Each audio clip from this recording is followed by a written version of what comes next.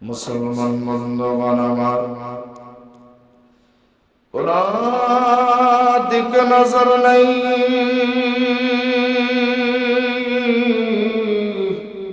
অপরদার অন্তরালের মাগো আমার নবী সাল্লাল্লাহু আলাইহি ওয়াসাল্লাম হযরতে ওমর রাদিয়াল্লাহু তাআলা আনহুকে ডেকে বললেন, ওমর,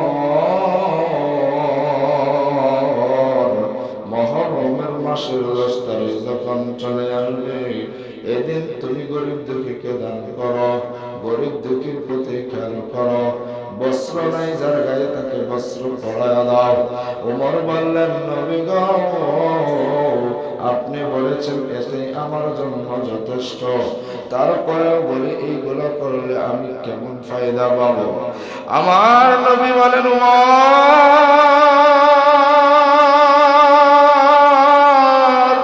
তুমি যদি এই দিন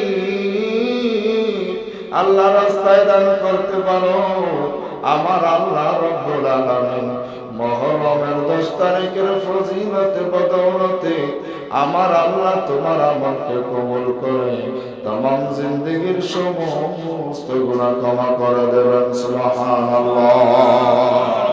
ও মুসলমান বাজার,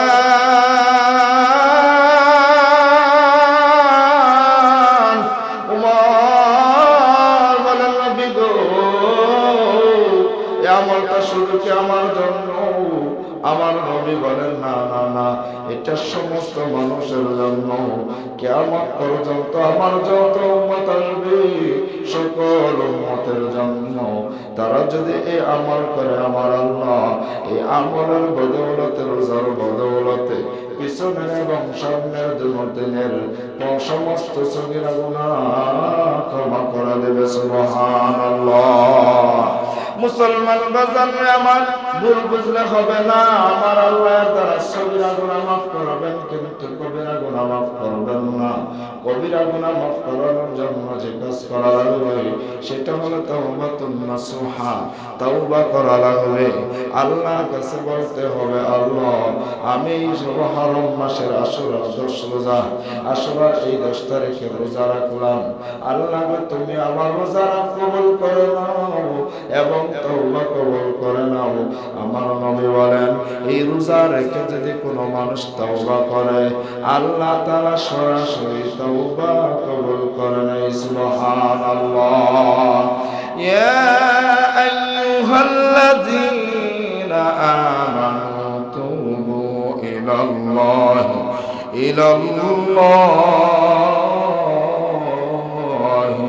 তাওবাতান নাসুহা।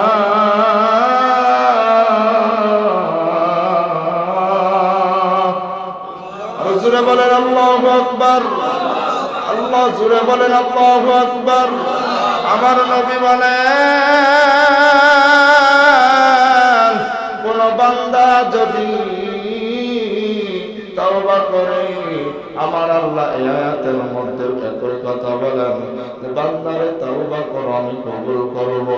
আমার নবী বলেন, সাহাবায়ে কেরাম, এই দিন তোমরা তাওবা করো, রোজা রাখো, সন্ধ্যার সময় তাওবায় পড়ে যাও। আমার আল্লাহর ডাক দাও, আল্লাহ,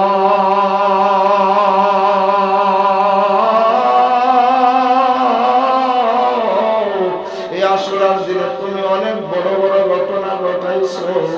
পৃথিবীর ইতিহাসে যত বড় ধরনের ঘটনা আছে, পৃথিবীর ইতিহাসে যত বড় ধরনের ঐতিহাসিক ঘটনা আছে, সমস্ত ঘটনা এই মুহররমের 10 তারিখে ঘটিয়েছো। আল্লাহ এই দিনের বদৌলতে, রোজার বদৌলতে যদি তুমি আল্লাহর কাছে যদি তোমার জন্য ইবাদত করে থাকি, রোজা রেখে থাকি, আল্লাহ এই 10 তারিখে রোজার বদৌলতে আমার তামাম জিন্দেগীর গুনাহ ক্ষমা করে দাও। আমার নবী বলেন, সাহাবায়ে কেরাম, কোন বান্দাই মন ভাবে তাওবা করতে দেরি হবে, আমার আল্লাহ কবুল করতে দেরি করবেন না। জোরে বলেন আল্লাহু আকবার। আর আওয়াজ দিয়া বলেন আল্লাহু আকবার। সাহাবায়ে কেরাম বলেন, ইয়া রাসূলুল্লাহ,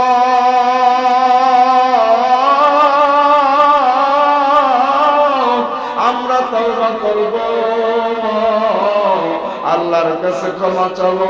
কিন্তু নবী গো, আমরা যদি তওবা করি, আল্লাহর কাছে যদি কাজ দিলে চাই, আমাদের তওবা কবুল হয়েছে বুঝবো কিভাবে? আমার নবী বলেন, বুঝার একটা কায়দা হলো, তোমার আর গুনাহ করতে মন চাবে না, নেকের কাজ করতে মন চাবে না। সুবহানাল্লাহ।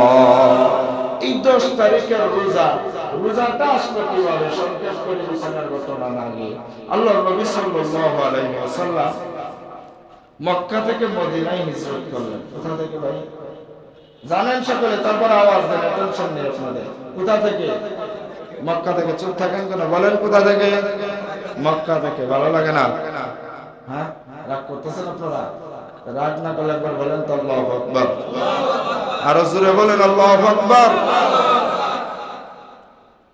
মক্কা থেকে আমার নবী সাল্লাল্লাহু আলাইহি ওয়াসাল্লাম মদিনায় গেলেন। যাওয়ার পরে দেখেন ইহুদি নাসারারা একটা রোজা রাখে। আল্লাহর নবী বললেন যে এটা কোন দিনের রোজা?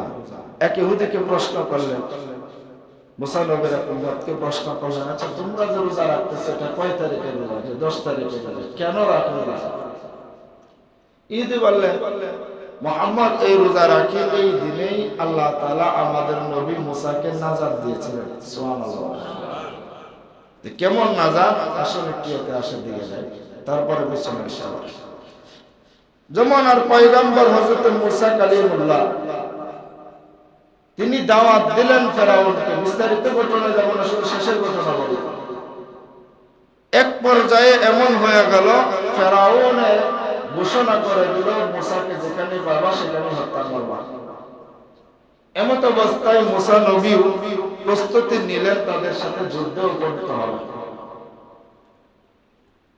কিন্তু ফেরাউনের সৈন্য এত ছিল যাদের সামনে মুসা নবী দাঁড়ানোর মতো সামর্থ্য ছিল না। কেন ছিল না? একটা জিনিস খেয়াল রাখবেন, আপনি কোথাও কোনো বিপদের সম্মুখীন হয়ে গেছেন, যদি হিম্মত হারায়া যান নিমিষেই শেষ। যদি হিম্মত ধরে রাখতে পারেন, কিছুক্ষণ হলেও প্রতিদ্বন্দ্বিতা করা সম্ভব। ঠিক না বেঠিক? যদি আপনার সেই হিম্মত থাকে। হযরত মুসা আলাইহিস সালাতু ওয়াস সালাম বনি ইসরাইলের লোকদেরকে তাদেরকে নিয়ে মুসা নবী বললেন, আমাদের ডান দিকে ফেরাউনের সৈন্য, বাম দিকে ফেরাউনের সৈন্য, আমাদের সামনে ফেরাউনের সৈন্য, একমাত্র পিছনের দিকে বা সামনের দিকে আছে সাগর, ভূমধ্য সাগর। এই সাগর পাড়ি দেওয়া কেমনে সম্ভব? তিন দিক থেকে বিপদ, একদিকে আছে সাগর। এখন তোমরা কি ফেরাউনের সৈন্যদের সাথে মোকাবেলা করার জন্য, যুদ্ধ করার জন্য প্রস্তুত? হযরত মুসার কওমের লোকেরা বললেন, ও মুসা, তুমি ফেরাউনের সাথে যুদ্ধ করলে গিয়ে তুমি আর তোমার আল্লাহ করো, কোনো সমস্যা নাই, আমরা নাই। তবে তোমার ধর্মের উপরে আসি থাকবো। আমাদেরকে এখান থেকে আল্লাহকে, তোমার খুদাকে বলো, সে যেন আমাদেরকে সাগরটা পাড়ি দিয়ে নিয়ে যায়। আল্লাহ রাসূল সাল্লাল্লাহু আলাইহি ওয়াসাল্লাম একবারে টাকা উঠা যত কিছু আছে সব পরে, এখন টেনশন যাবে, সাকিব ভাই চলে যাও, কোনো সময় করবেন না। আল্লাহ রাসূল সাল্লাল্লাহু আলাইহি ওয়াসাল্লাম যুদ্ধে যাবে। অল্প কয়েকজন লোক, 300 জন, 313 জন লোক, একটা মাত্র ঘোড়া, সবার কাছে ডালও নাই, একটা মাত্র বলল, একজনের কাছে, দুইজনের কাছে তীর আছে। ওই দিক থেকে হাজারেরও অধিক কাফেরেরা দাঁড়ানো, প্রত্যেকের কাছে ঘোড়া, প্রত্যেকের কাছে তীর, প্রত্যেকের কাছে ডাল বললাম। সাহাবারা প্রশ্ন করলেন, ইয়া রাসূলুল্লাহ, ইয়া হাবিবাল্লাহ, কি করব আমরা? আল্লাহর নবী সাল্লাল্লাহু আলাইহি ওয়াসাল্লাম বললেন, ও সাহাবায়ে কেরাম, হিম্মত হারায়ো না। তোমরা তো 313 জন দেখতেছো, আর আমি তো এই মাঠের মধ্যে হাজার হাজার ফেরেশতাদেরকে দেখতেছি, যে অতি সত্বর আমার আল্লাহ তাআলা তাদেরকে হুকুম করবেন আমার পক্ষ নিয়ে যুদ্ধ করার জন্য। সুবহানাল্লাহ। সাহাবায়ে কেরাম বললেন, ইয়া রাসূলুল্লাহ, পিছপা হওয়ার জন্য আপনাকে প্রশ্ন করি নাই, নিজের গায়ে রক্ত আছে যতক্ষণ যুদ্ধ করে যাব ততক্ষণ। শুধু এতটুকু জানতে চেয়েছি, আমাদের জন্য হুকুম কি? আমরা সামনের দিক থেকে আক্রমণ করব, না ডান দিক থেকে আক্রমণ করব, না বাম দিক থেকে আক্রমণ করব? আপনি হতভম্ব হবেন না, আমরা একজন সাহাবী বেঁচে থাকাকালীন আপনার গায়ে একটা তীর বল্লমের আঘাত লাগতে দেব না। সুবহানাল্লাহ। এটা উম্মতে মুহাম্মদের পাওয়ার অন্য নবীদের তুলনায়। এখানে কাউকে ছোট করতেছে না, কিন্তু উম্মতে মুহাম্মদের পাওয়ার বলছে। আল্লাহ রাসূল সাল্লাল্লাহু আলাইহি সাল্লাম হুকুম করলেন, যখন সাহাবীরা সামনে দিকে অগ্রসর হতে শুরু করলো, 1000-এরও অধিক সৈন্য নিয়ে কাফেররা পিছপা হয়ে চলে গেল। মুসলমানের সাথে যুদ্ধ করার মতন ক্ষমতা বা সামর্থ্য আমাদের নাই। সুবহানাল্লাহ। কেন নাই? কাফেররা বলে, আমরা যখন সামনের দিকে তাকাই দেখি এত সৈন্য মুহাম্মদ কোথা থেকে নিয়ে আসলো, পুরাটা মাঠ ভরে গেল, কানায় কানায় ভরে গেল, এত সৈন্য আসলো কোথা থেকে? জোরে বলেন কে পাঠিয়েছে? আরো জোরে বলেন কে পাঠিয়েছে? মানুষ যত বিপদে পড়ুক না কেন, আল হিম্মত, যদি হিম্মত রাখতে পারে, আল্লাহর উপর তাওয়াক্কুল করতে পারে, আমার আল্লাহ বলেন আমি তোমাকে সাহায্য করব, এটা আমি আল্লাহর জন্য ফরজ কর্তব্য। শুধু তোমার কাজ ধৈর্য ধরো, ঈমানের উপর অবিচল থাকো, সামনের দিকে এগিয়ে যাও। জোরে বলেন সাহায্য করবেন কে? হযরত মুসা যখন দাঁড়াইলেন, সময় তো শেষ, মুসা নবী যখন দাঁড়াইলেন, এমন সময় তার কওমের লোকেরা এমন কথা বলল, মুসা নবী একটু দুর্বল হয়ে গেল। যখন সাহাবীরা বলেন, আমার 313 জন, এই কতজন লোক বেঁচে থাকা গেলে আপনাকে আঘাত দিতে দেব না। নবীজি বলেন, আমার সাহস 3 গুণ বেড়ে গেল। আমি বললাম, সাহাবারা তোমাদের জন্য আল্লাহর পক্ষ থেকে অবশ্যই সাহায্য আসবে। এটা তো সাহস দিয়েছেন। মুসা নবীর কওমের লোকেরা বলছেন, তোমার আল্লাহ ফেরাউনের যুদ্ধ তারা করুক, আমাদেরকে বাঁচায়া দাও, আমরা তো অপরাধ করি নাই, কেমনে যাইতে পারি? বলেন তখন নবীর অবস্থা কেমন হয়? মুসা নবী আসমানের দিকে তাকায় বললেন, ওগো কাবার মালিক, এরা তো ঈমান এনেছে তোমার উপরে। ওগো কাবার মালিক, এরা হয়তো বুঝে না কেমনে তোমার কাছে কথাটা বলবে, হয়তো উল্টা বলে বলছে। ওগো কাবার মালিক, ও দয়াময় আল্লাহ, তুমি তো এদেরকে সৃষ্টি করেছো, এরা তো তোমার ইবাদত করে, এখান থেকে বিপদ থেকে রক্ষা করার জন্য একটা রাস্তা তুমি বানায় দাও। বলেন সুবহানাল্লাহ। মুসা নবী যখন ডাক দিয়া বললেন, ওগো দয়ার মালিক,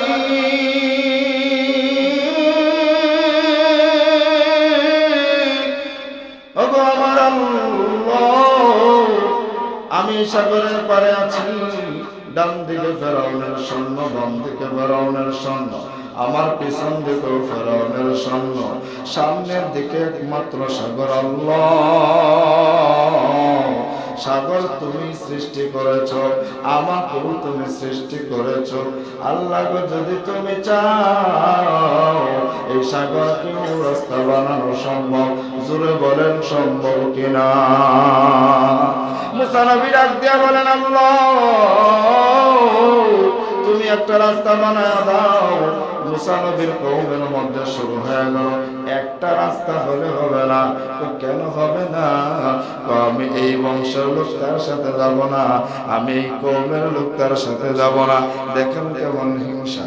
মুসা নবী আল্লাহর দিকে তাকায় বলেন, আল্লাহ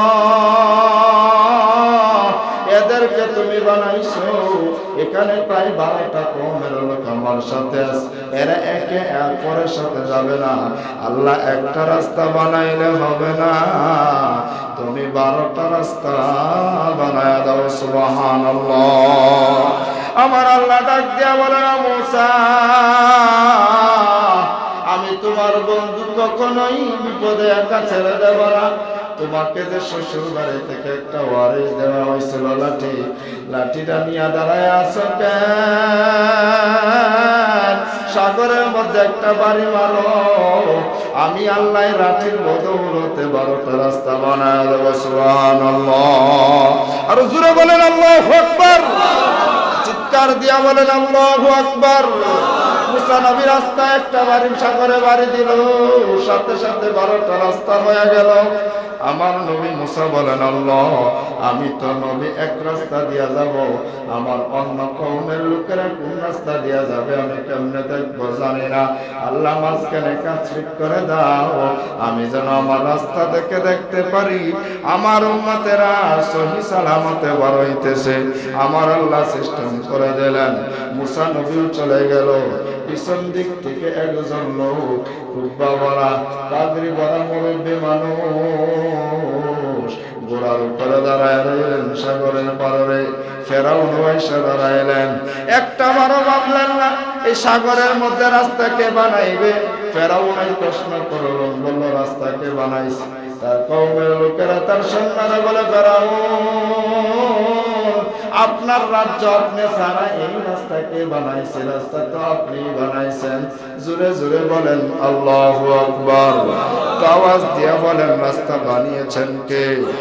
আর আওয়াজ দিয়া বলেন কে? আল্লাহ ডাকটা কি সুন্দর করে দেওয়া যায় না? জোরে বলেন আল্লাহ। মুসা নবী চলে গেলেন মাঝপথে। এই সময় মুরব্বী লোকটা ঘোড়ার বসনে বসিয়া শুনতেছে, ফেরাউন গবেষণা করে। তার লোকেরা বলল, ফেরাউন নেমে যান। এমন সময় ওই মুরব্বী লোকটা ঘোড়া নিয়ে সামনের দিকে যায় আর বলতেছে, আসো সামনে খেলা শুরু হয়ে যাবে, মারহাবা। বাজান রে, আমার ঘোড়াওয়ালা লোকটা অন্য কেউ নয়, সমস্ত নবীদের কাছে বার্তা বাহক হিসাবে যিনি আসেন তিনি হলেন ফেরেশতাদের সরদার জিবরাইল আলাইহিস সালাতু ওয়াস সালাম। জোরে বলেন আল্লাহু আকবার। পিছন দিক দিয়ে পাহারা দেয় আর দেখে মুসা নবীর কোন লোক এখনো সাগরের মধ্যে আছে কিনা। যখন চলে গেল আমার আল্লাহকে হুকুম করলো, আল্লাহকে ডাক দিয়ে বলো, আল্লাহ মুসা নবীর সমস্ত লোক চলে গেছে। আমার আল্লাহ বলেন, জিবরাইল ফেরাউনের হাতের লেখা চিঠিটা নিয়ে মাঝখানে দাঁড়ায়া যাও, আমি হুকুম করতেছি। পানি রে, এই তোমাদেরকে হুকুম করেছিল কি রাস্তা করার জন্য? পানি বলেন আল্লাহ তুমি, আমি হুকুম করতেছি আগের মতো হয়ে যাও। মাঝপথে আগের মতো হয়ে গেল। ফেরাউন হাবুডুবু খায়। হযরত জিবরাইল চিঠিটা নিয়ে বলেন, ফেরাউন আপনি লিখে দিয়েছিলেন কোন বান্দা যদি তার মনিবের কথা বলে যায়, তার মনিবের অবাধ্য হয়ে যায়, তাকে যেন পানিতে চুবিয়ে মারা উচিত। একটাবার তাকায় দেখেন ফেরাউন ওই দিনের কথা মনে আছে কিনা? জোরে বলেন আল্লাহু আকবার। ফেরাউন বলেন, আমি এখন ঈমান আনলাম। কেমনে? বনি ইসরাইলের লোকেরা যার উপরে ঈমান এনেছে আমি তার উপরে ঈমান আনলাম। সরাসরি বলেন, লজ্জা লাগে, খোদা দাবি করছে। আমার আল্লাহ রাব্বুল আলামিন বলেন, আল এখন ওয়াকাদ আসাইতা ক্বাবলু ওয়া কুনতা মিনাল মুফসিদিন। জোরে বলেন আল্লাহু আকবার। আল্লাহ বলেন এখন হবে না তো কেন? কতরে ঈমান আনা হইল না, এটাতে তুই আমার সাথে বাটপারি করো, তোমার মৃত্যুটা তো এমন ভাবে হবে। দুনিয়া চেয়েছিলে, দুনিয়া দিলাম, আজকে থেকে আখিরাতের জিন্দেগি শুরু হবে। বুঝা যাবে কি বড় খোদা? জোরে বলেন সুবহানাল্লাহ। ও মুসলমান বাজান, মুসা নবীকে যেই তারিখে যেই দিনে আমার আল্লাহ এই বিপদ থেকে মুক্ত করেছিলেন, এই দিনটার নাম 10ই মুহররম। আসুন সংক্ষেপে আর একটু বলে দেয়। হযরতে আদম আলাইহিস সালাতু ওয়াস সালামকে সৃষ্টি করার পর আল্লাহ সমস্ত নিয়ামত ঘোষণা দিলেন, এই নিয়ামত, তবে একটা নিয়ামত বন্ধ, ফলটার কাছে যাবা না, এটা খাইবাও না। হযরতে আদম নবী খেয়ে ফেললেন, পৃথিবীতে আল্লাহ পাঠায় দিলেন। প্রায় 350 বছর হযরতে আদম নবী আসমানের দিকে তাকায় কান্দে আর বলেন, আল্লাহ